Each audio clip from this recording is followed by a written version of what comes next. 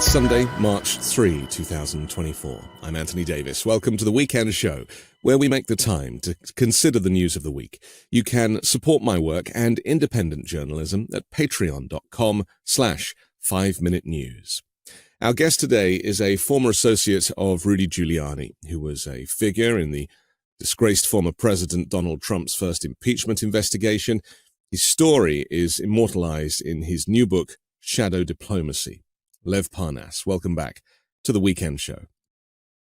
Hi, Anthony. Thank you for having me.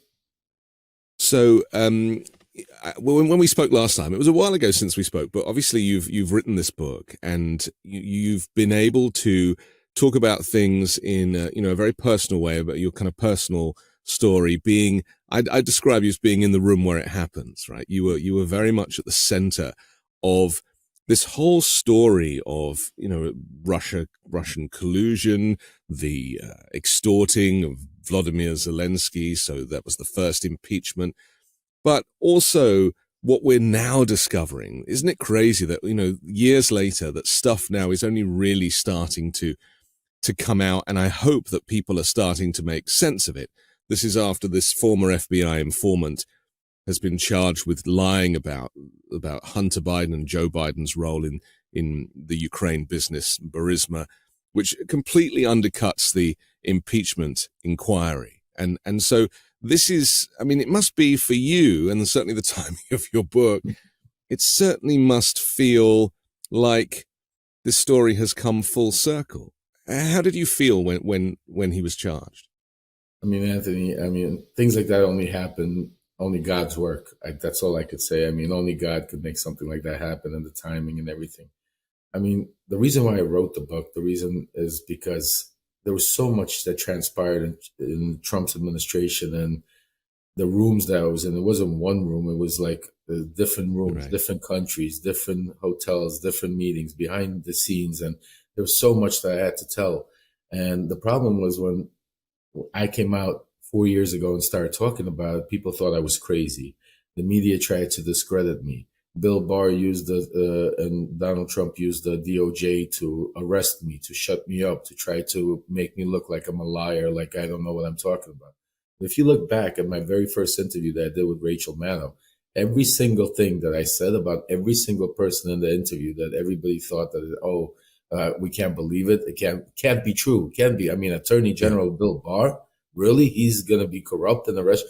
And since that, the 4 years that we've been living through, everything has been coming validation. First, now the world sees who Attorney General Bill Barr really was, how corrupt he was, how he flipped both sides, how he had his hands all over my arrest, that investigation, to try to cover up for Donald Trump. By hiring Scott Brady, by making him special counsel, not to get the investigation out and get the truth out, but to bury the truth, to shut me up. And besides that, there were so many different people involved, and there were so many other things that happened besides Ukraine that you can't get it all out in one interview, one podcast, even, the story doesn't make sense. So, for people like yourself or journalists out there, or people that are on these Twitter spaces and are out there diligently watching what happened, the story is going to all come together. The majority of the world in the country have no idea what transpired. And that's why I wrote the book, to really outline, detail the characters that were, the people that were involved, not only on the United States side, not only the congressman, Trump, Giuliani, but all the oligarchs and different corrupt politicians from the other side, and how it all came together. And now with the getting vindicated by the final, as they say, the straw that broke the camel's back type of thing, is having this FBI informant being arrested. Because at the end of the day, you have to really look. It's not about him getting arrested. It's about the FBI, the DOJ covered up and allowed Russian information to get into the halls of Congress, to get to the point of impeaching a U.S. president. Now, that's the most insane and most ludicrous thing that I think ever happened in the United States. And all they had to do, they had the proof. They had the communications between me and Zlochevsky in their possession in 2019. So they knew about the laptop. They knew about Zlochevsky, that he didn't give Biden any money. They know about Lutsenko and everybody be giving false information. They know about Viktor Shokin. But every time I would try to talk to them, they don't want to talk to me about that. We don't want to hear about Giuliani, Trump. And that's why I wrote the book, because I think the truth needs to get out, and you can't get it all out in one interview or one article. So I think the readers will really understand and get fascinated about how, and I try to hold nothing back, and I try to really get detail, not only about Ukraine, but what really happened in Venezuela, how Trump and Erdogan and Turkey got together. I mean, then not only that, but how the super PACs, how the money gets funneled to these through these super PACs, how the lobbyists, are working on all of these different countries to promote their only. I mean, there's a lot more to the story that makes this whole thing corrupt and allow Trump to do what he did. The enablers that enabled him to do it. So it's kind of a movie script that you've written. It's like it's a screenplay, and that's what I found most interesting about it. The way that the DOJ and the media painted you as a baddie when actually you were the goodie in this story. And that's what's so interesting, because we never really heard your voice at the beginning. We saw pictures of you and they described you as a henchman. Yep. And so we projected the idea that you were this kind of Ukrainian henchman. I don't think anybody knew that you could even speak English. Yeah, and so this was a very interesting kind of story arc, the narrative of how actually you were collecting receipts the whole time because you thought you were doing good. You thought you were doing something for your country. You, at the time when you started all this, you respected President Trump. You thought that, you were on the right side of history. And so you saved everything because you wanted mementos for your kids. Yeah. I mean, this is the thing that I found most interesting about this, that because the DOJ under Trump was so compromised, that you were painted as a baddie, and the media didn't really know what to make of you. Yeah, absolutely. I mean, the media ran with it. I mean, we all understand the connections that the DOJ has with the media, the relationships, and, a leak here, a leak there, and all of a sudden. And remember, I fit the perfect mold. Bill Barr had his perfect pigeon because I did not belong in the White House. I wasn't that Harvard graduated lawyer that with a pedigree that belonged there, and lobbyist or whatever you want to call it. I was the street kid from Brooklyn that, looked to where to smoke a joint and make business and not go out there and deal with world politics. Never was involved in it. And then all of a sudden I got transformed into basically this James Bond character where I'm, like I said, in the shadowed world of, diplomacy, where I'm traveling all these different countries. I mean, if I didn't live through it, by even remembering it and reading my own book, it fascinates me that I can't believe what I went through and lived through, because if I would watch it on television, I would never believe that could actually happen.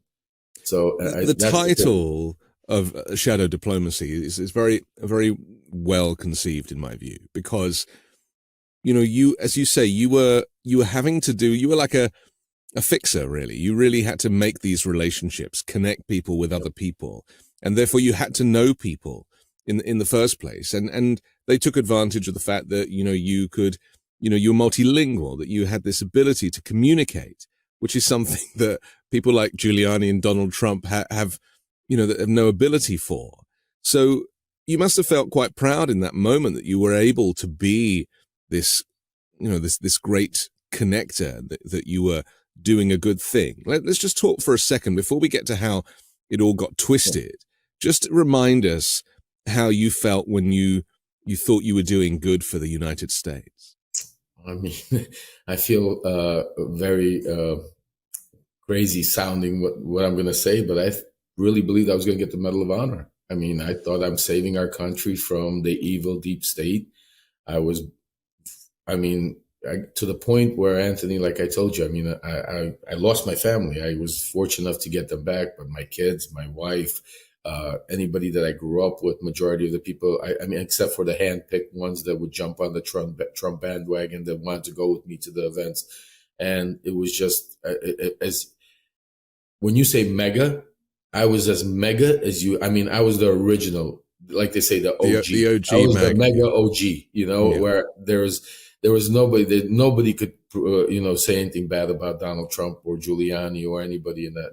And so, yeah, no, I believe hard, strong. And you got to understand, for me, I never had any inside look or even outside look at politics. I never voted before. I never was involved. It was not my world. I always heard be careful, politicians are worse than mobsters. And I would laugh to myself, here these guys are in suits. How could they be worse than mobsters? But they are much worse than any mafia or mobsters or oligarchs that I've ever dealt with. There's no truth. Again, not every one of them. I don't want to label every politician or every but we know the ones that we're talking about, the ones that we see on TV peddling Russian propaganda till this day, the Marjorie Greens, the Matt Gaetzes, and so on. So, yeah, so it was, just fascinating to see how it all, and I truly got entangled into it to the point where I believe that I'm on the front line. We're at the war. I'm going to save the country, get the Medal of Honor. And that's why I saved every little thing, because it was part of history that I wanted to share with my grandkids. Meanwhile, if you really look back at it, now this is why in the book, the reader really needs to understand who Lev Parnas is, and how could a guy with my connections, because I don't have connections to people in Fortune 500 companies. My connections came all in Russia, oligarch, mobsters, because I grew up in the streets of Brooklyn in a time where there was a different world. And I write about it in the book so people understand who I was.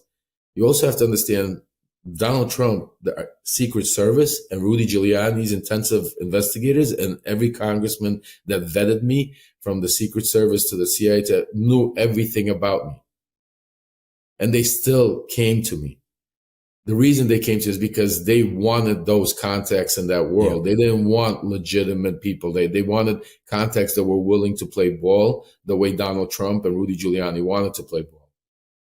And then fast forward to this kind of sham impeachment of Joe Biden and trying to, dig up dirt on Hunter Biden and trying to find connections with, Burisma, this Ukrainian energy company and payments and stuff.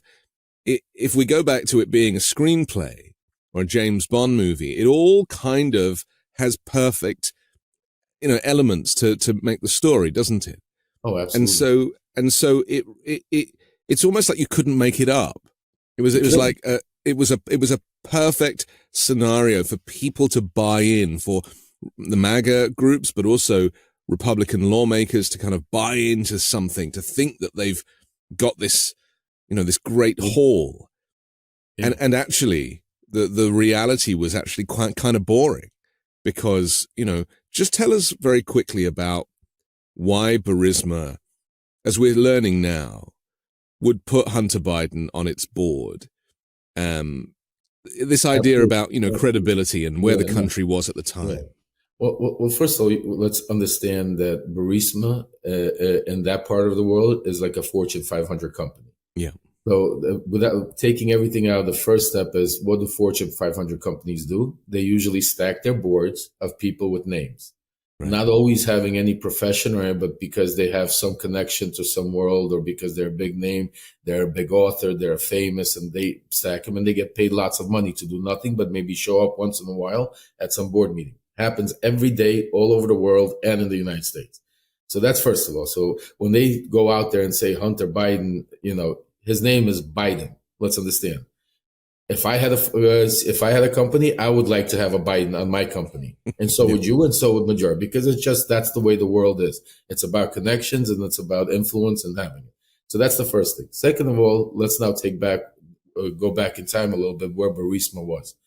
In 2014, it's very important date is when everything changed. Prior to that, Mikhail Zlochevsky, who was the CEO of Burisma, was the eco minister in Ukraine. And what he did is, while he was there, he was able to basically pillage a lot of rights for oil and gas in Ukraine.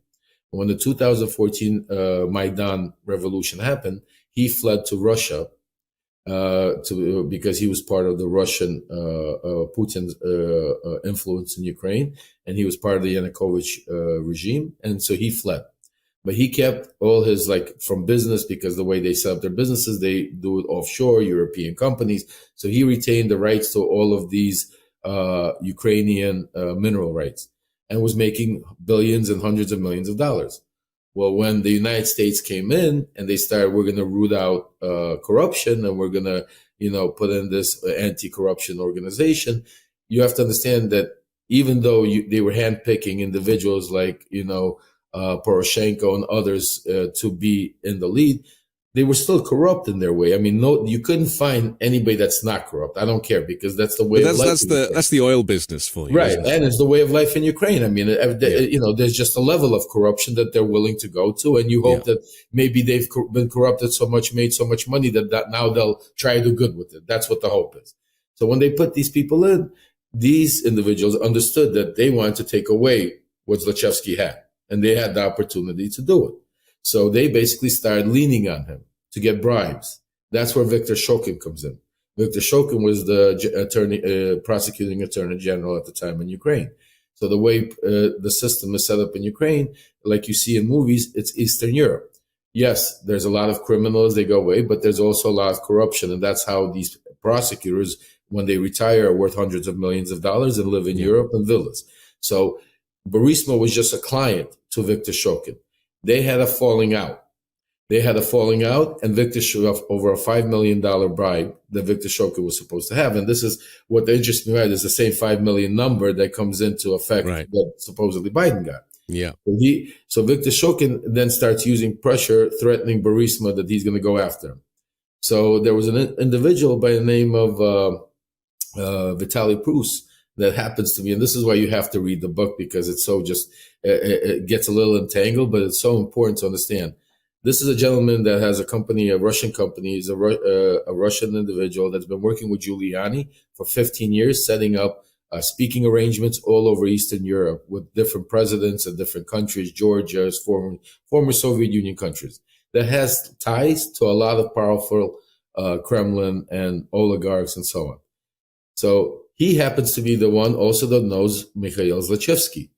And so at a meeting, he offers him to bring him Devin Archer, along with Hunter Biden and Christopher Heinz. Yeah. Bring him the package. And the plan was, if you get these guys on your board, there's no way Poroshenko, Ukraine you're getting off that list, because they're not there's no conversation even. They're not going to go after you. It's like protection. It's like protection. It's like just a sign, like, here, you're going to go after me, you're going after the United States, basically. That type of, because you got to understand, they all would do it from a corrupt mind. Because if it was their son that was there, they would be probably involved in it. So they're thinking that people judge people by their own actions. So if you're corrupt, you think other people have some corruption in them. So they right away assumed, if Hunter is on the board of Burisma, Joe Biden has to know. He has to be involved in it. There's a game. They're going to squeeze us now. So the crazy mind starts thinking, because you're a criminal or you're corrupt, you start thinking in that way of life, and that's why they hired Hunter Biden.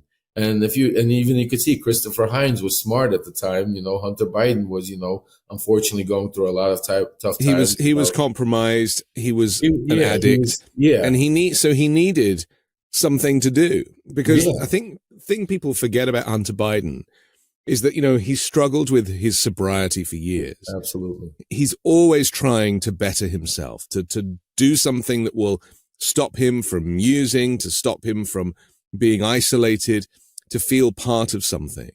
And famously, when he told his father that he'd got this kind of board job at Burisma, his father said, "I hope you know what you're doing." And, but we've learned recently that, their relationship is pretty special, as a lot of father and sons are connected. But because of the grief they've both experienced in their family, it has brought them close together. And there is a level of trust that is something that the media have completely ignored. How much Joe Biden loves Hunter Biden and is therefore prepared to give him a pass on some things. I mean, listen, I'm a father. I have 4 boys. I have 6 kids, but I have 4 boys. And I can tell you some of them are now getting to an age where they become men and growing up, and assuming and thinking that relationships are, it's when you become a man and when you become or a woman, and it's your time. I mean, as parents, yes, we try to, but I mean, you can't tell them you can't do it or you're not going to do it or be involved. Some kids, it's different relationships. It's different, especially it's very easily. You know what the very sad point, Anthony, I want to just touch on that is really kills me is we here in the United States and all over the world, especially in the United States, we have all of these passion and fight for people that have diseases, mental health problems, that have alcohol problems, have drug. We have all these organizations. We fight for them. We want to support these people until it happens to somebody that you want to destroy. Yeah. So all of a sudden now, all of this that the same people that are out there, and you can have clips talking about, listen, you need to give him a pass. It wasn't him. He was going through, drug, alcohol, this. He has mental problems. It's not him. This is not, you can't judge that person's action as a normal, sane individual that was doing it until it happened to Hunter Biden. When it happened to Hunter Biden, he's the devil. Okay, that's it. He's the devil because he had a drug problem. Yeah. He's the devil because he might have had, mental health issues because of the drug problem at the time. Yeah. And nobody wants to look and back it gives credibility to other things. So right. When he drops his laptop off at a repair shop and forgets to pick it up, it all kind of plays into this story, doesn't it? But you know what else people don't realize, and that's why it's important to read the book, is people assume that Hunter Biden, because he's the vice president's son, he has a certain, people assume themselves. They have no idea what his lifestyle is, if he has security, how he goes, where he goes, who he hangs out with. But they assume that he has to live a certain life and that it's outrageous.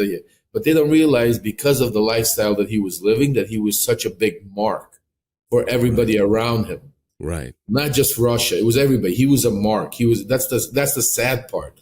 To be taken advantage of. He was like, it's like, a woman being taken advantage of or a young child being taken. He was the same individual. He was an easy target. He was an easy target, and he was a mark. And because of his condition, because of that, and that's what they were using him to get. And now they're trying, and the sad part is that now the Comer and the Republicans are trying to form it that he was this, mastermind, that him and Joe mastermind, that Joe wasn't worried about the country.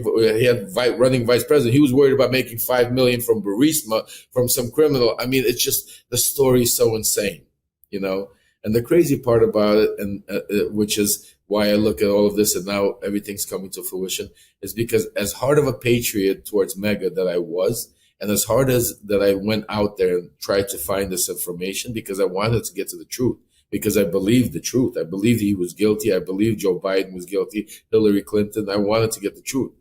Every time we would get to that right there, gotcha moment, we got the truth, we would hit a dead wall. And I look back at it and I write about it in the book, is like when we would hit that dead wall, instead of trying to find out why maybe the story is not true, we would be forced by the BLT team, by the people around Trump that were on that mission, to go find somebody that will give you that information. Yeah. It wasn't go find the information. It was go find somebody that has enough credibility that we could write a story about, that we could, run. And back then I did not realize it because, again, I was dealing with these, Devin Nunes, House Judiciary Congressman, President Trump, Rudy Giuliani. I'm at the White House. I was mind blown that I could imagine that this thing is actually happening in the backseat. So I took it at face value. So when I was given a piece of paper and said, this is what it is, that was what it is. It's so interesting, isn't it? Because we've been waiting for stuff to come out in order to fill in the gaps. And I think that's what's happened now. My concern is that even with, the informant, Alexander Smirnov, and this kind of whole FBI connection, the MAGA people don't really know about it. They don't really understand it. They're not getting access to this information. They are still very much ensconced in their information silo. And so it doesn't, in terms of, the forthcoming election and, all of the misinformation that is going back and forth, it doesn't really change things from that perspective. And that's something that we need to talk about because, it might be a gotcha moment and a hallelujah from those who are either smart enough to make the effort to read it or have the time to read it or are interested. But for those people who are in the MAGA cult, there's no crossover. Right. I mean, Anthony, we spoke about previously, and you know very well, cult mentality is very different. Yeah. And the way you keep people in the cult is limiting them from information, outsource information, so the mind doesn't wander and try to think, well, what if, or what? It has to be 100% pure one way. And, you know, it's like a horse running a race and they put the blinders on so you can't look one way to right. So the mega cult, but I don't worry about the mega, they're far gone. The only way the mega, cult could get broken up is by Trump losing, by Trump going to prison. And it's still going to take years because it's been infiltrated by others into the DOJ, the Congress, Senate. So there's going to be a weaning time, and we're in for a ride. But the only way it's going to happen is by, time has to go by without the Donald Trump, their superhero, Superman to lead their way. You know what I'm saying to you? And that's how I perceive, a lot of his cult members look at him as their, superhero character, like Batman, Superman. They got their Donald Trump, character. Yeah. So the cult mentality. So I don't worry about that. But the great point is majority of the world and the country is watching this. Most of the people and the independent people and people that are on the fringe, people that are going to make a difference in the elections, because the mega is going to vote Trump no matter what you do, no matter what you say. But the people that are on the line, the people that are, maybe like confused or don't have enough information, and the independents, and there's enough of them, right? And Republicans, and there's Republicans and Democrats that are on the line because of crazy issues, because of Joe Biden's age, and because of the economy. They might not think so. There are people out there that don't have enough information that are still basing this election like a general election. And that was the purpose of the book, and also some other projects that I'm working on, is to get the information out so people then could, if you still want to vote for this guy after you read my book, God bless you. You know what I'm saying to you? That's what I'm saying. Okay, listen, we have to take a quick pause for our sponsor, but I want to come back and talk about the current FBI director, Christopher Wray, who just on Wednesday issued a warning to say that, Russian meddling in the election is happening again. Absolutely. So we'll talk about that and more with Lev Parnas next. I'm excited to tell you about Moink. That's moo plus oink.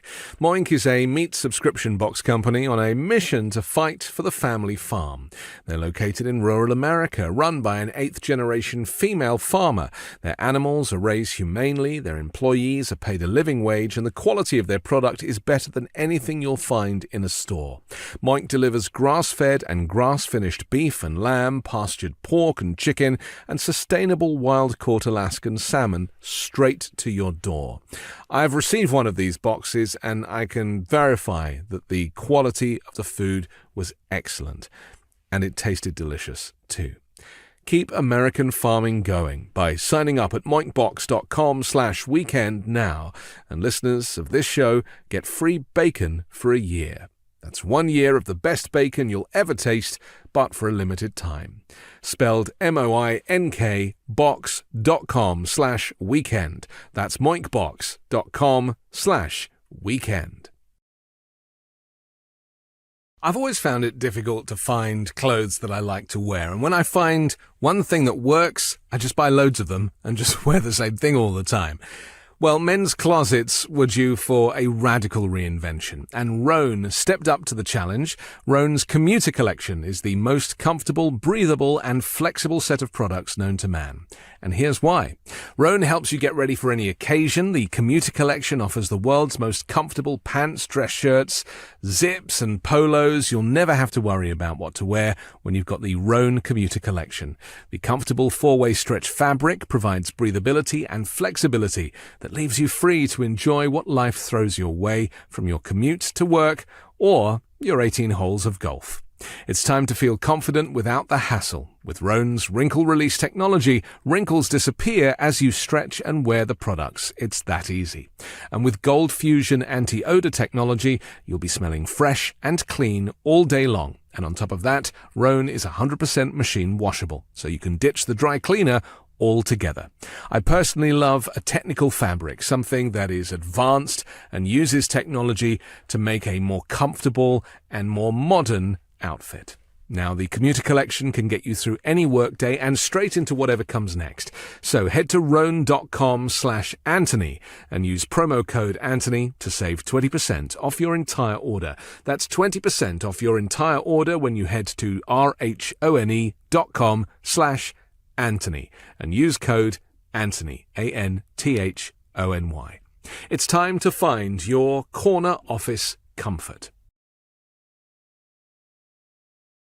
We're back on the weekend show. I'm Anthony Davis. The United States expects to face fast-moving threats to American elections this year as artificial intelligence and other technological advances have made interference and meddling easier than before, the FBI Director Christopher Wray said this week. I'm sure this doesn't surprise you, Lev, and I think that people forget quite how much Kremlin influence there was in the 2016 election to get Donald Trump elected. There is no doubt in my mind that Vladimir Putin is going to really open the taps and do whatever he can to get Trump elected again. Would you agree with that? Oh, absolutely. Anthony, the viewers need to understand that Vladimir Putin, Russia, the former Soviet Union, China, North Korea, Iran, all of these axes of evil, and maybe even some of our friends, I'm not going to go, try to meddle in our elections all the time.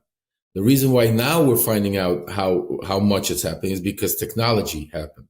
Yeah. Before it was more of that clock and dagger, back behind doors, spy like we used to. Now with technology, it's become a different world. So it's become a lot easier for them to come in and, and we're fighting it, learning it, and they're learning the ways. And this is what's been going on. So, what happened in 2016 is we realized the power, actually, that Russia, how deep they have been able to infiltrate our elections to their own purposes. What we're seeing now is just the tipping point. Just because we are Alexander Smirnov, he's nobody. I mean, compared to, and I'm not trying to make him lower, all right, but there's probably hundreds of Alexander right now Smirnovs running around the United States. He got caught. He just got caught, right? He just got caught. But there's, the amount of money that's being poured into our elections through meddle interference through super PACs into a lot of these. If Congress really wants to do something good, they should follow the money. Like any good investigator always says, follow the money. If you start following the money and really want to track down where all this money coming, you'll see how these policies are being made and why certain people are wanting certain things. So yes, this is what Christopher Wray said, 100%. And I don't agree on everything Christopher Wray says, so don't get me wrong. But at that point, absolutely 100% that they are not only meddling, but to quote Kimberly Guilfine at her account, the worst is yet to come when it comes to Russia. So we have to be, and the very sad part is if you take Donald Trump out of the equation, all these mega fools would agree that Russia is bad and they interfere in our election. But for the purpose of their own greed and their own narcissism and just for their own perfect fact, they're willing to close their eyes and lie and say that Russia's not interfering, Russia's a good guy, Putin's a good guy. That's the insane and crazy part to what degree people will go to basically selling their soul to the devil to be able to fulfill their own need of having their guy, their team. Because remember, we're passionate. We're passionate about our sport team. When the Super Bowl's out there, you think that, both sides are ready to kill each other for a football game because we're passionate. And this is a passionate, Donald Trump gives them such a passionate thing. So it's them against us. And that's the crazy part. I think I said once before that the only thing that America and the Russians should collaborate on is the International Space Station, right? Like that was the best thing. Listen, we had a chance and we messed up. 1991, when the wall came down, when Gorbachev gave it up, we had our chance to come in there. And the biggest mistake we did is we didn't take over the nukes. We didn't take over there. We took over there. We thought by, that deal that we cut by allowing them to keep their nukes and to limit them on their financial and watch how they make their money. It was all a matter of just giving them time to get back on their feet. Yeah. It's like a boxer getting hit and then you just walk away. You don't finish him off. That's what we did. But Putin was there. This is what I think people forget is that when Gorbachev was negotiating with Reagan when these relationships were in the best place they'd ever been post Cold War. And then Yeltsin comes in and the relationship is still strong. Putin is there. He's on the sidelines. He was a high-ranking KGB guy, agent. KGB guy, right? So he has his own view, and Putin has always preferred the USSR as a concept, right? That's what he was always after. The idea that it got broken up and that walls came down is not something that Vladimir Putin ever advocated for. And so in the background, he's always manipulating. He has great skills in that regard. And so really Gorbachev out the way, Yeltsin out the way, Putin installs himself as a kind of lifelong leader for Russia. 23 years now. Yeah, I mean, it's not just Putin. Tell us about that period and his thinking. Absolutely. Well, you got to understand that he was born and bred KGB agent from childhood. Yeah. He served in Germany as a translator, speaks several languages, very educated. He was brought up in the ranks. When in '91, when the wall came down and the talks between Gorbachev and Reagan, everything, the KGB basically started pushing him. At the time, they pushed him in. I think he became mayor of St. Petersburg and started working up simultaneously up the ranks until when Yeltsin took over, basically, and Yeltsin was too drunk to handle the country. He got taken in by the KGB behind the scenes, and they basically told him, you have to give the reins over to Putin and we'll let you keep, because it was a deal cut to let Yeltsin and his daughter, who was living in the United States, I think at the time, to keep the money that they pillaged from the former Soviet Union. And follow the money. Right, and retire and basically hand over the reins to Putin and back to the old regime, the KGB. And from the first day he came into office, he said that in his speech, and it was that his whole mission in life is to get the former Soviet Union back together. And that's where the problem was with it, is that Putin never understood. He couldn't find that crack because of NATO, because NATO was so strong. The United States was so powerful. China wouldn't jump into their game. He didn't have that crack in the shield. He knew that if he gets out of line, that Russia is a facade. The world is still thinking that it's the former Soviet Union, the powerful Cold War regime. But Putin understood that they were a facade. Yes, they were getting very wealthy financially, but they were still a facade. They didn't have that powerful, they were that bully that didn't want to get called out in a real fight. Yeah. So, but then comes Donald Trump, and he gives him that crack that he's been waiting for 20 years, 25 years. He comes in long and says, game. He comes in and says, I'm going to destroy NATO. Yeah. I'm going to destroy you guys. Not only am I going to destroy NATO, you know, Putin, Ukraine, that country that you've wanted, that is the biggest part of your whole puzzle to put together the Soviet Union back together. Well, I hate them so much because they wouldn't announce an investigation into Joe Biden. I'm going to give them to you on a silver platter. So now you tell me, why wouldn't Vladimir Putin want to meddle? When I hear Tucker Carlson or somebody come out there and say, why would Vladimir Putin want to invade Poland? Why would Vladimir Putin want to meddle in our election? Why would Vladimir Putin want Donald Trump?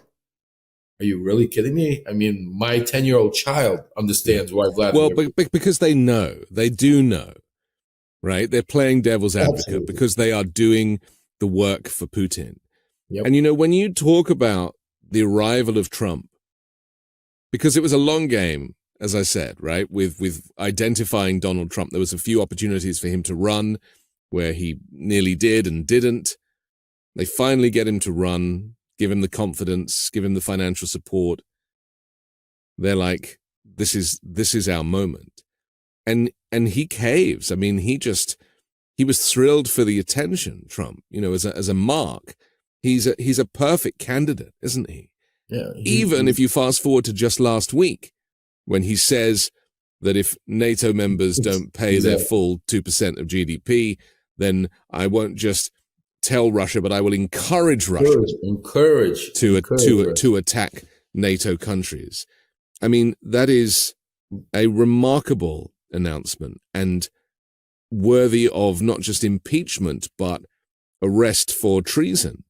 And yet just comes and goes and people are like, that's just Trump. I mean, that's where we're at now, Lev. It's chilling. Not only that, Anthony, but I'm going to take you back a little bit to 2016 for a second, and your viewers, why that election and why Russia interfered so badly and why that was the time for Trump to come in, because they were so scared that if Hillary Clinton would have won, because she knew Vladimir Putin for so many years because of Bill Clinton being the Secretary of State, being the wife. I mean, she was smart. She was smart. She knew Putin knew he couldn't pay her off. He knew there was no way she's going to give him that crack. And he also understood that if the Democrats win that party, that it would be very difficult for the Republicans maybe to, coming another 4 years or 8 years down the road. And Putin understood that he doesn't have that much time. I mean, he's already up there. He's sick, all these reports and everything. He wants to do it while he's alive and while he wants to get that credit of going on. Because he's the richest man in the world as it is. There's nothing that he doesn't have. The only thing he doesn't have is he doesn't have the former Soviet Union back together. Yeah. So that's why people don't understand. So why would he do it? Because he has nothing else to live for. He has everything else. And it's hard to understand that. And that's another thing I write in the book is by living with all these oligarchs over the years, when you live with people that have unlimited amounts of money, it's a different world. They think differently. They don't think like the common person. They don't want the same thing. They don't act the same thing. It's just a different world. And that's why he's bored. I sense that he's bored and he's isolated. I noticed in the Tucker Carlson interview recently, he just looks so bored with the whole thing that the only thing left to do is to either try and take the United States for yourself or to instigate a nuclear war, as he talked about in a speech only last week. I mean, this is the danger of authoritarians like him, that just for the sake of it, they can cause an awful lot of trouble. Oh, absolutely. But he's not only bored, he's scared, very scared. I want you to understand that people have to look at even the Tucker Carlson interview and look at some of the way and the comments like he made this week or last week about the nukes that, if we put boots on the ground, he's willing to nuke Ukraine and stuff like that. Yeah. This is when a dog barks, that usually doesn't bite. You know what I'm saying to you? We all understand that somebody that keeps saying you're good, how many times in the past 2 years has he mentioned that he's going to nuke somebody or nuke something or nuke it? It's because his nukes probably don't even work to such a degree. That's how what I think. Well, this happened with Saddam Hussein, right? This is where remember he was talking. I'm going to do this. Pretends that you have weapons of mass destruction. Right, yeah. Exactly. It's all projection. Right, because they only can rule on fear. Right. Fear. They have to scare you. So Putin is very scared and very frustrated because you have to understand that he saw that crack. He took a big chance. I mean, him going into Kiev, the way they attacked it, thinking he's going to take over Ukraine in 3 days into the central Kiev. That was a huge underestimating on his part, but also something that he's very frustrated because he can't believe till this day, I guarantee you, that the United States and NATO has given so much money and support to Ukraine. He never believed it. Yeah. Because he already thought that there was so much anger built into Ukraine. Nobody cared about Ukraine. Yeah. Ukraine was just like that. He was just going to come in, take it over. And by now he would be onto other things. So he's frustrated and scared because he understands that if Joe Biden wins and Trump loses, it's going to be basically time for him. He's going to be put to the test and the whole world's going to see. Now, is it dangerous? Absolutely. Because this guy's a madman. People don't understand that. And it's a very scary time we live in that he could do stupid things. He has nothing to lose. He does not care about his people. Doesn't care about how many people die. Just look what he's doing. He keeps sending more and more troops over to Ukraine by beating them not with ammunition, but bodies. They don't have enough ammunition to kill enough Russian soldiers. The craziness. He could just take them out of prison, takes young kids. Doesn't matter. No. It doesn't matter as long as and that's the mentality. So he's very dangerous. Yes, these elections in the next few years are going to be very intense and scary and important. But if Donald Trump wins, it's checkmate, game over. He'll take over Ukraine just like without one more bullet being fired, just like he took over Crimea. And then, it becomes a game, game on from there. NATO will get destroyed. Poland will be next, Lithuania, Sweden, and we'll be living in a different world, and that's the pitch Donald Trump is selling to a lot of these mega loyalists. A lot of these people don't travel outside the United States. You also have to keep in mind. That's why you see them talking about, why do I care about Ukraine? They have no idea of what it means geologically in the world, in the scheme of things, how at the end of the day, it hits their pocket. Because if all of a sudden we disrupt the free trade that we have, if we disrupt the way the United States controls everything that happens to make sure that we get the best prices or whatever, world's going to change. We're not going to have everything we want. Yeah. All of a sudden, we're only going to have American-made things or whatever the case is. We're only, and this is the pitch he's selling to some of these people, and they want that. Because we've already seen the problem with grain coming out of Ukraine, for example. Exactly. But and then after the pandemic, we saw the same issue with fuel. Just actually getting oil where it was needed. And you said something amazing, Anthony. With majority of the world, people that say these things have no idea what kind of power move Ukraine gives Putin. Yeah. So now, not only will he control more of the world, he already controls probably 30-40% of all gas and oil in Eastern Europe. Think about that. But not only will he control more of it now, because now he'll have more resources from Ukraine, and he'll have that pipeline that goes through it, which nobody will interfere with. But now also he will control 30% of Asia, Eastern Asia, all of their grain and food population. Yeah. Think about how powerful and how wealthy he will become, and that entity will become, that we will have to deal with. I've often said actually that one thing that I think people don't really understand, especially American people, is the consequences of agriculture changing.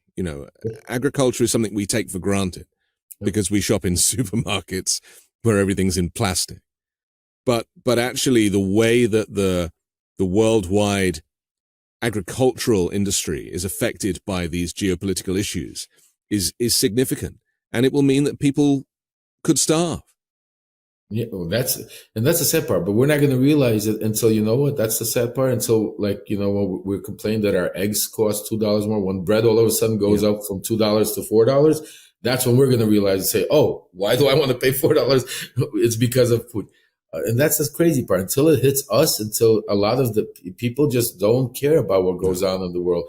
And they don't realize it until it's too late. And then when it's too late, they're just, so that's why it's important to have good world leaders that are there, that are not just understanding your way of thinking, but understand everybody's way of thinking. Yeah. That's why they're the president, because they're out there for everybody, not just what you want. Yeah. Trump's out there just for that small group of people, just what they want. It's us against them. For himself. And he's a guy, let's not forget, who several times now has said that you have to show ID when you buy groceries. So he ain't got a clue where the food comes from.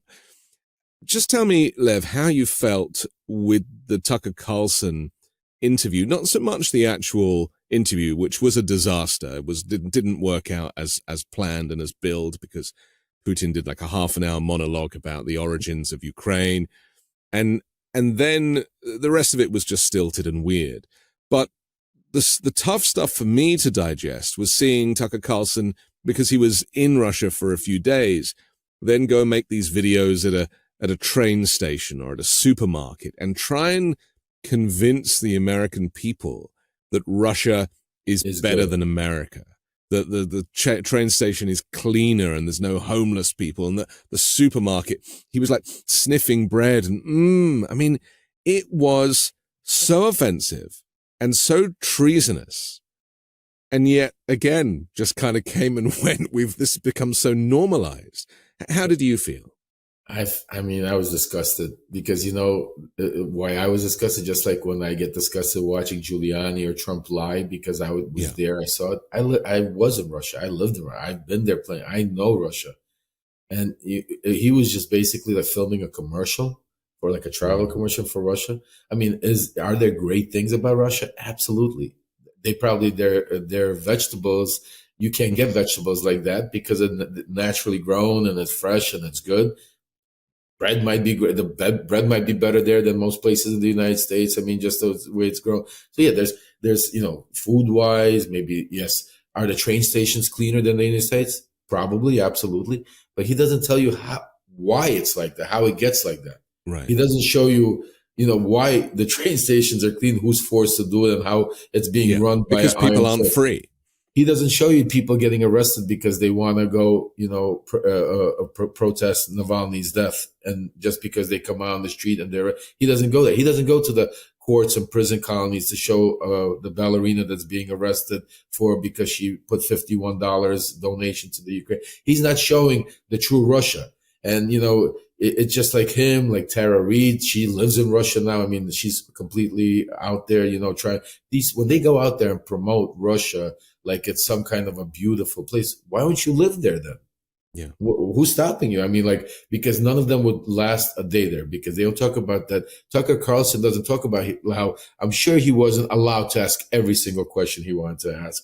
I'm sure he was worried about how he would act while he was there. I don't care what he's going to say. I don't care how he's acted, but trust me when I tell you, when you're in that Soviet Union or when you're in Russia and you know you're being followed, everywhere is being watched. And it doesn't matter if you're a regular person or it's still the old KGB mindset. And that's what people don't understand. And they go out there, do their free willy. And I was disgusted by Tucker Carlson, I tell you. I mean, but look, he's doing it. He's just like another Donald Trump. All he's doing it is for the money, the ratings, because how can you ever go forward with a guy like Tucker Carlson that basically we've seen the text messages. We know what he thinks about Donald Trump. We know how he talked about Donald Trump. And then he interviews Donald Trump like they're best friends and promotes him. So the world knows you think he's an idiot. The world knows you think he destroyed Fox. The world knows you didn't want him out there. And so for your little group of mega cultists that you want to continue playing the game, you do the interviews. But I mean, it's disgusting to see the way they're promoting Russia. I mean, Putin. See, if he was just promoting Russia, I have no problem with that. Like, you're in a different country. You want to say, look, look at Russia. They got really clean things, and use that as a way to push our Congress and say, like, if they have clean. Now, that I don't have an issue with that, because I think we're definitely lacking in infrastructure in the United States. I think it's a huge problem. But the way he did it was to embarrass the United States. The way he did it was to not embarrass the United States, embarrass like Joe Biden. Like, It's like we don't have because of Joe. Forget about that, all the other presidents ahead of them, but it's Joe Biden because of Russia. Or even Donald Trump, who only recently did 4 years, and somehow America did not get great again. We built 50 miles of wall. 50 miles of wall. Oh, yes, that's true. That's true. Which Mexicans are climbing over quite easily, it seems. I just want to, off the back of that, talk about the Russia that he didn't show. The poverty, obviously the control, but also the human rights atrocities. And this is something that frustrates me the most as someone who cares about human rights on a global level. When I saw Trump cozying up to Kim Jong and thinking, does he even know the reason why everyone behaves themselves in North Korea? It's because if you do anything that is considered illegal, even just by someone telling on you, you don't just get arrested, but your whole family goes to prison. I mean, does Donald Trump even understand how these dictators operate? And, because he's so impressed by their military and so impressed by the way that didn't he say all that time, he snaps his fingers and people that's what he wants for himself. He doesn't have the intellect to really understand it, but he thinks that people just love the leaders just because. Talk to me about these Russian human rights and what we really need to know about how Russia operates. Absolutely, Anthony. And I write a lot about it in the book at the beginning, especially. You have to understand Donald Trump. It all stems from his father. His father was a very authoritarian dictator type of an individual. So Donald Trump grew up in that world as a child. Then when Donald Trump grew up in his young age and started getting involved in business, at those years in the 70s and 80s, it was controlled by the mob. So for Donald Trump to be able to build his skyscrapers in New York City and do his projects, he had to work with guys like John Gotti and Sammy the Bull Gravano. And so it was Donald Trump's world. So these are the people he looked up to. So now when he graduated and became president, now those same people are just the Vladimir Putin, the Xi of the world. This is who Donald Trump wants to be. Donald Trump wants to be the godfather. Donald Trump wants to be the leader. What he says goes, and nobody could say anything else. That's the mentality. So that's why he looks up to Vladimir Putin. That's why he looks up to Xi. He says these people are the smartest in the world. Look how he praises them. Yeah. Look at how the way he looks up to them. And it's because he wants to be them. His problem is he lives in a country that doesn't allow you to have that. And that's why he got caught up in fighting it strong. He wants to turn our country into a Russia. He wants to be able to stay on as leader, in power as long as he wants. And then pass it on to one of his kids or whoever he nominates to take on the next thing. He doesn't want there to be free elections. He wants to be able to, for the rich and the powerful, to be able, and people that he agrees with or agree with them, to have everything they want. And then for everybody else to, nobody cares about you. You guys have to do the work because, the rich need slaves. The rich need people to work and make and do everything so they can enjoy and do. And that's the mentality he lives. That's how he lives his lifestyle. Just look at what he does every day. From the moment he wakes up, he has somebody giving him his slippers, and again, and I'm not trying to say like there's rich people, but he lives a different lifestyle as an authoritarian, narcissistic boss. He wants, when he walks into the room, he wants you to know, not because you like him or you want, because of you fear him. When you work for him, it's that fear. He doesn't want you to love him. He wants you to fear him, that if you cross him, he'll destroy you. Isn't this why the Republican lawmakers have fallen into line? Absolutely. Isn't this why there isn't really, apart from Liz Cheney and Adam Kinzinger, there's nobody standing up to him? This is why he has managed to infiltrate the former Conservative Party and turn it into a MAGA Republican Party. Absolutely. Basically, just to break it down in layman's terms for the people to understand, it's like walking, when the mobster walks into the store and tries to tell you, got to pay me every month for protection. Adam Kinzinger and Liz Cheney were the two that stood up and said, I'm not going to pay you. So their stores got burnt, they got beaten up, and they got thrown out. Now they have no living. The other Republicans at the other stores that said, you know what? We're going to pay you. We're going to pay you whatever you want. Don't burn my store. I want to stay in office. And no, they sold their soul and went. So that's basically it. So, and that's why just think about, we have the Republicans have been talking about immigration and the border that's the number one problem. And then when the Democrats say, okay, you know what, we'll give you what you want, Donald Trump says, not that way.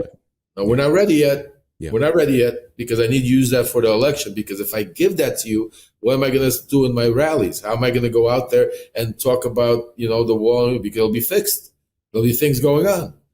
So for the next 9 months, they've admitted this, haven't they? They've admitted it. They've said on television, why would we give anything away to Joe Biden in an election year? Yeah, forget about the 350 American people that our lives are involved. Forget us. It's Joe Biden. We're not going to let Joe Biden win. So we're going to let you people. So let another, God knows how much fentanyl come in. God knows how many people are going to die because we want to use that.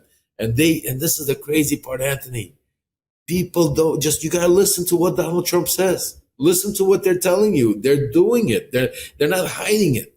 That's the crazy part, is if before they hid it and behind closed, now it's in the open, in your face. This is what I'm going to do. I'm going to come in and I'm going to cause chaos. I'm going to take over, be a dictator. I'm going to go after everybody that went after me. I'm going to destroy the DOJ. I'm going to throw NATO out the window. I'm going to allow Vladimir Putin to do whatever he wants, and I'm going to encourage him. I'm going to also send a few love letters to Kim Jong-un to make sure he's all good. And, he could then one day maybe go after South Korea. And you know what? What do we need South Korea for? You know what I'm saying to you? This is the mentality that Donald Trump, and he's telling you. They're not hiding anymore. And that's why it was so frustrating for me and many others when the media was focusing on that one line, I'll be a dictator, on day one. And they became obsessed with this because he'd said dictator and day one, and they were analyzing day one and, on my first day. And I was like, are you out of your minds? This guy has been a dictator since he first started in business. Yeah.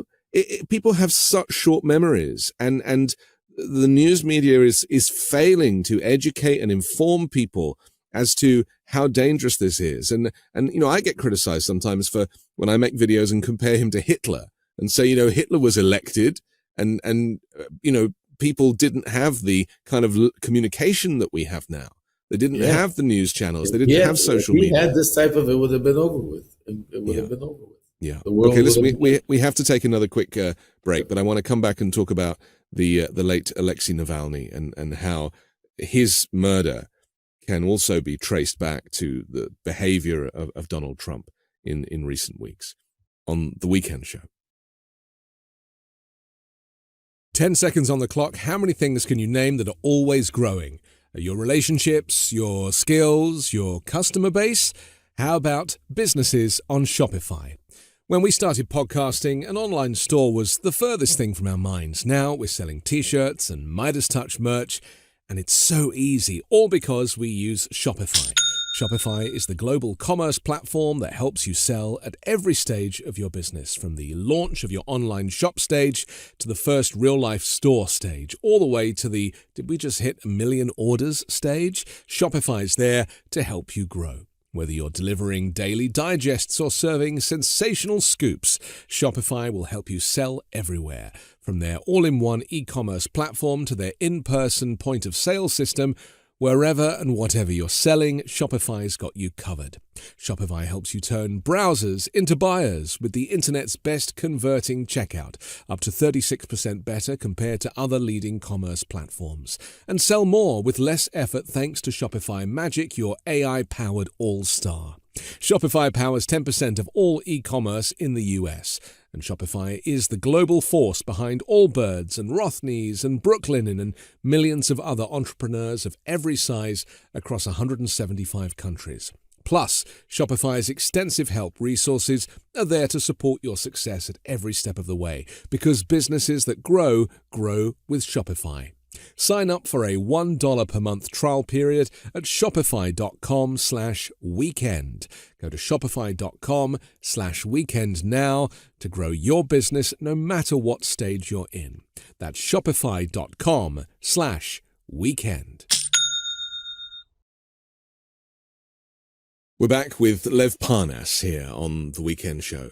Thousands of Russians chanted Alexei Navalny's name and said they would not forgive the authorities for his death as the former opposition leader was laid to rest in Moscow on Friday. And at a cemetery not far from where Navalny once lived, his mother and father stooped over his open coffin, kissed him for the last time. A small group of musicians played, and then there was protest in the street, effectively, and at least two people were detained by authorities. One of them an opposition politician.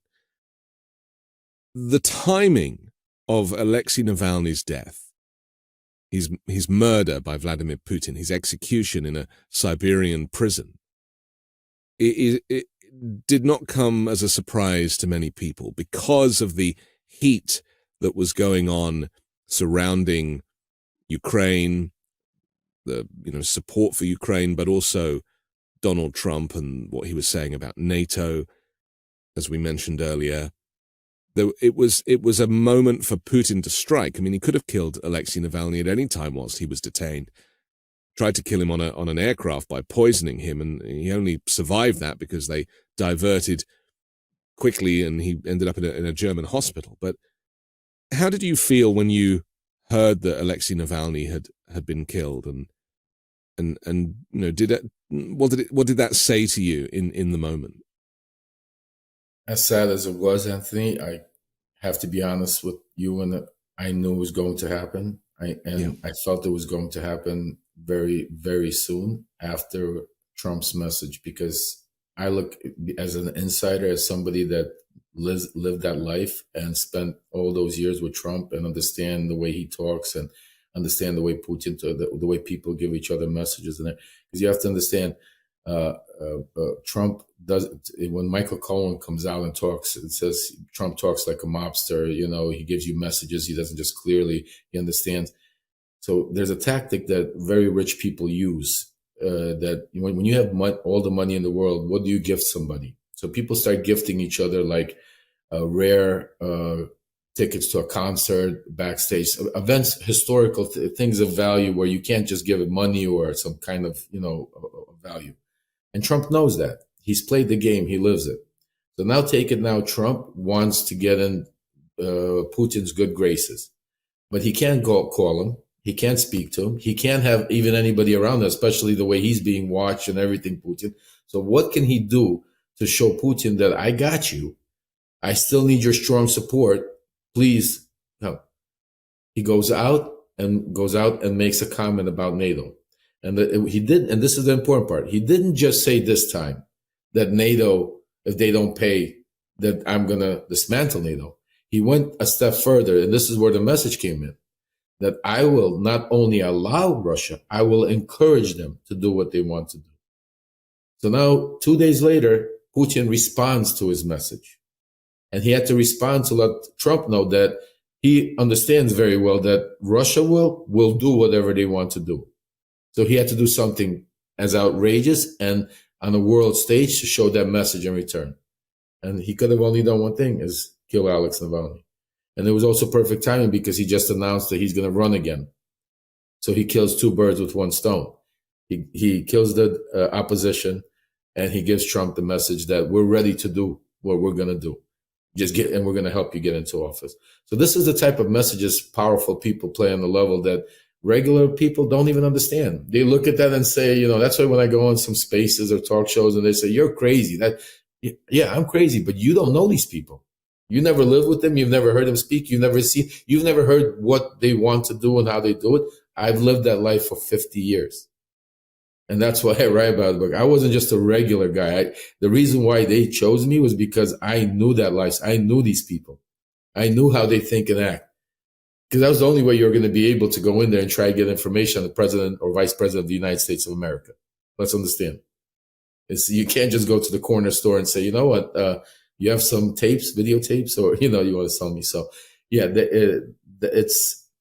I look back at it and it's just sad to see how openly in public they're playing the game right in front of our eyes. And the world is and the media is blind to it too, because they're scared to run with certain stories. Everybody's scared to get sued. Everybody's scared, and then you take a look at the media. Majority of the media tries to be politically correct.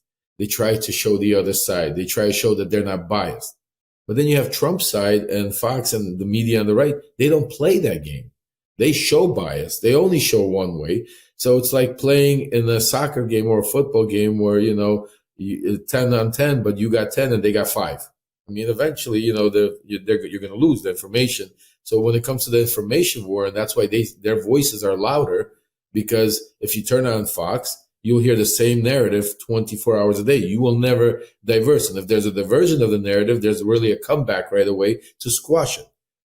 On CNN, MSNBC, you'll see the same stories, but you'll see where, they'll still lean to the truth and to the right of it, but then they'll try to give the other side a voice. They'll try to give the other side, which it should be that way. But unfortunately, in the world that we play today, it's only ammunition, because what the other side does, they don't talk to talking points and use it. It legitimizes the stuff that is simply not factual. And, this both sides journalism thing was something completely new to me. When I moved here, I was like, what is this? It doesn't make any sense. Trump didn't respond initially to the murder of Alexei Navalny. In fact, he didn't say anything. And then eventually when he did, he claimed that he was like a Navalny because he is being persecuted. And, therefore it's like, he is a martyr in some way. I mean, remarkable, really. I mean, it's sad. It's not only it's sad. I mean, just take a look again. Listen to what the guy's telling you. I mean, the first reason he didn't respond right away because he was in shock, because he understood that was a response, and I don't think Trump he talks a big game, but he doesn't. He's not. He's a coward.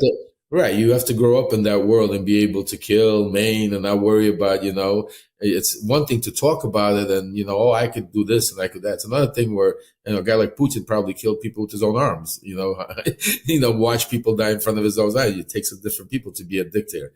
But what real thing comes out is his narcissism, Trump's narcissism. Yes. That's the key point where you're seeing that. Forget about the guy, but a narcissism to take the death of a real martyr, a hero, because you have to understand, Navalny was saved in Germany. He was out. He could have been a very wealthy man living in Germany, the world, and fought for democracy in Russia, and probably would have had a much better chance to do it being on the outside to keep the fight going. But just think of the type of person he was, knowing that he's going to get killed.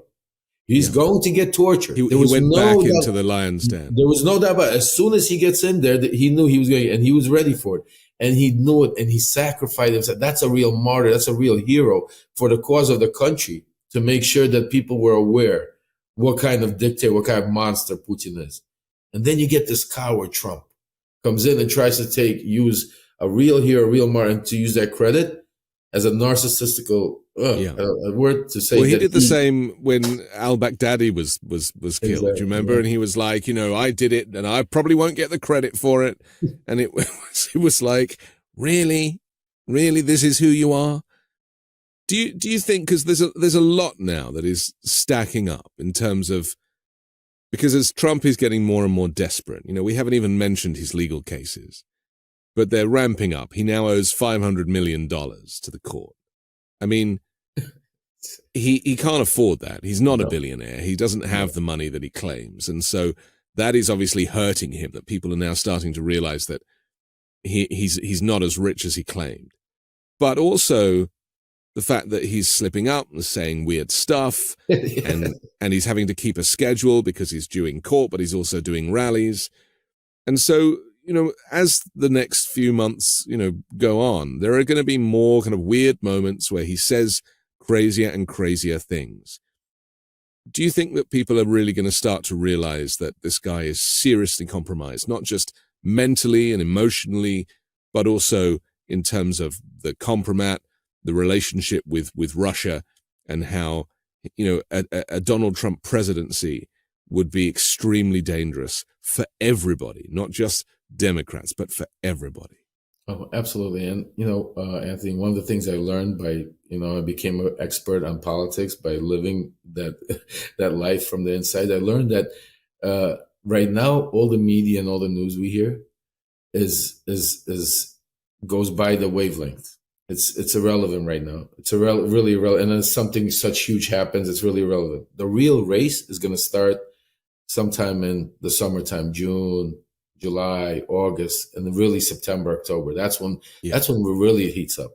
By that time, Donald Trump's going to be in a New York courtroom, probably convicted and tried for being a criminal.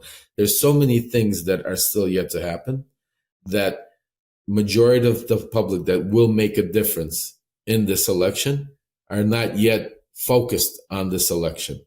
And when it's time to focus on this election, I'm confident that once they start seeing, and I'm sure not only the Democrats, but I'm sure there's a lot of people that are preparing a lot of things for that last month push, that where they get all that information, that they'll really understand. Because anybody with any common sense, if you really start look at the real, the truth, the evidence and facts, it's not that difficult. It's not that difficult. It only becomes difficult when you start debating it with somebody that's trying to cause chaos and that wants to reflect, doesn't want to deal with, doesn't believe, and lie. That's difficult. But if there's two common sense individuals that really want to get to the truth, they're not looking for one side or the other, but want to know the truth, it's not difficult. It's black and white. I mean, it's right there. I mean, we know that Biden didn't take no bribes. You could see what the GOP is doing. Their own, and that's another interesting thing that I've been seeing a trend, which is, I think, a good thing, that I go to a lot of these Twitter spaces and I do these debates, and I try to go into these GOP mega spaces to debate them because, I don't like to go echo chambers and just keep saying the same thing. I want to get the truth out there and fight them. And I've been noticing that a lot of them are as frustrated. They're not even agreeing. I'm not saying but they're as frustrated with James Comer and the GOP for not having the hearings, for not giving the information, for not what's going. And they're starting to, whereas before they would make that their focal point about the hearings, now they understand it's a joke, where they're like, there's more to that than that. And they try to now only go into policy. And that's a shift I'm seeing, that they're realizing themselves, if you have the proof, you have the evidence, give it to us, enough, let's move on. I mean, we started with, remember, the guy, the China informant gets arrested on the run. Another one of their guys is serving 14 years in prison. They promised to show us some kind of tapes, 17 tapes from a dead man's wife that never existed. Giuliani was supposed to give evidence and wasn't able to. I mean, I mean, like I said, you can't make this up. It reminds me of Donald Trump's healthcare bill that never came, right? Where next week we're going to announce. Next week. It's coming. Yeah. So finally, where we're at now is a crossroads. Obviously, I describe it as a choice in November between dictatorship and democracy, or between freedom or fascism and freedom. And this is really something that people have to take very seriously. The requirement on people to actually use their democratic right to a vote might be the last time they ever vote if Donald Trump is elected. But, we really need to make people realize, I'm not on a political team, but I recognize the importance of America remaining free. And do you think that the messaging is there? Do you think people understand how high the stakes are, and that why their vote is so essential in November? Like I said, I think a majority of our country, I truly believe that the vote's going to come out and give Donald Trump a kick in his ass and show him it's not going to be anywhere close, and it's going to show him that we don't want that. Because like I said, we just are hearing a very loud voice, but I think it's a minority loud voice. It's just louder than the majority, because majority of the country is busy taking care of their family, paying their bills, and not worried about going out there arguing about the policies until, it's time to get into that booth. I also truly believe that a lot of these loudmouths out there, that when they're going to be in that booth, nobody knows how they vote. You know what I'm saying to you? Just because they say, they'll go in there and they're going to vote, because majority of them, even when you speak to them, they know. I mean, it's not that difficult. It's just the problem is the way society and the way Donald Trump divided our country to such a degree. I mean, we've never been where we can't sit, there's families that can't sit at the same table and have Thanksgiving or Christmas or Hanukkah dinners because of Donald Trump, because, there's some of them like Donald Trump and some of them don't like it. And that's the crazy part. If you don't like Donald Trump, that means automatically you're a leftist. You have to like Joe Biden. It's like, it's become us against them. Yeah. Why do I have to like anybody? I don't like Donald Trump, and that's what I'm trying. And that's why I wrote the book, for people to really understand. I'm not out there. I'm not trying to say that it's Democrats, Republican. This book is not about Democrats, Republicans, folks. This book is about really an inside look at Donald Trump, Rudy Giuliani, and some of the key people in Congress that you see on an everyday basis, to what they did behind closed door, what they really said, what they really wanted to do, not what they portray on television. And what I do also, not only do I talk about and write about it, but I also put in text messages, emails into the book to validate and like everybody wants to see, show the receipts, to show to what degree of corruption these people went to and are still going to. So I hope that opens their eyes. I was going to say it's still going on. I mean, that's really the saddest part of this story, is that people like Trump and Giuliani have been allowed to continue this, and that they weren't held to account sooner. And that, if Trump's impeachment had only been ratified and criminalized the first time round, then we wouldn't have January 6th, and we wouldn't have this polarization that has really, destroyed American culture in many ways. And I'm going to take it a step further. If they would have just listened to me and looked into my evidence and looked at all the receipts and really looked at them, questioned me, and we would not have Donald Trump. I mean, he was guilty in so many different ways and so many different things. Not only Ukraine and the enablers, and they didn't. They closed their eyes and they thought that they did the biggest mistake that our parents told us: don't sweep things under the rug, because eventually you're going to trip over it. Well, that's what they did. They kept sweeping all of Donald Trump things under the rug, all his corruption, and now they're all tripping over it. They're all trying to save their own butts. And the sad part, Anthony, that none of them are really thinking about America. None of them are thinking about the public. If you look at all of them, they're all narcissists. They're thinking about how to save their own skin, how to move forward and get back at their own enemies. They don't care about the little guy. They don't care about the guy he's giving their last $6. He's not buying eggs. He's sending it to you, Donald Trump, because he believes you're going to save him. Yeah. They actually hate those people. They have contempt for those people. Yep. And that's the saddest part of this story, isn't it? That the people who've sold their souls to the devil ain't interested in them. And it's a really sad. If it's still a screenplay, it certainly has a sad ending. Yeah. Okay, we have to finish. But Lev Parnas, thank you. Good luck with Shadow Diplomacy. It's a great book, and we'll talk again, hopefully, on the weekend show. Thank you. I'm Anthony Davis. Don't forget to support me and independent journalism at patreon.com/5Minute News. Join me next week with a brand new special guest and more factual news stories to discuss on the 5 Minute News Weekend Show with Midas Touch.